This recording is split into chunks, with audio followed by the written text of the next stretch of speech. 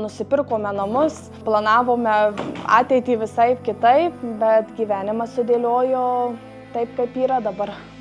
Vaistus leidžiam kiekvieną dieną naujukui, situacija dėl priepuolių realiai nėra pakitusi, tiesiog mes galvojam, kad tie vaistai padeda mums daugiau dėl raidos. Naujukas turi priepuolių skaičiuojant per dieną nuo 1 iki 15, tai įtakoja bet kokį skausmo dirgikliai, gali būti netgi ir tuštinimosi metu tiesiog sukeltas skausmas, vaistų leidimo metu.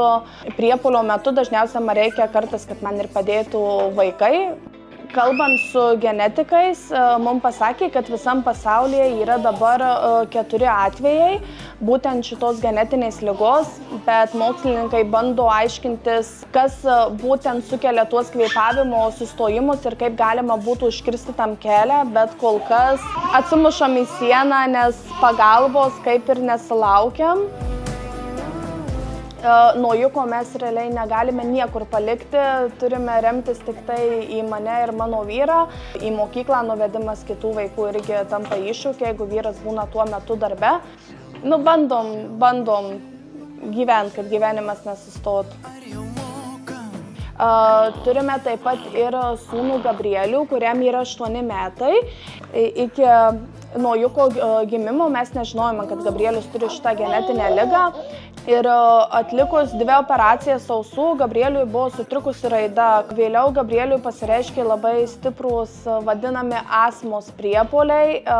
Mes turėjome 2 kvėpavimo sustojimus, kaip teko Anglijoj kviesti mums greitąją pagalbą.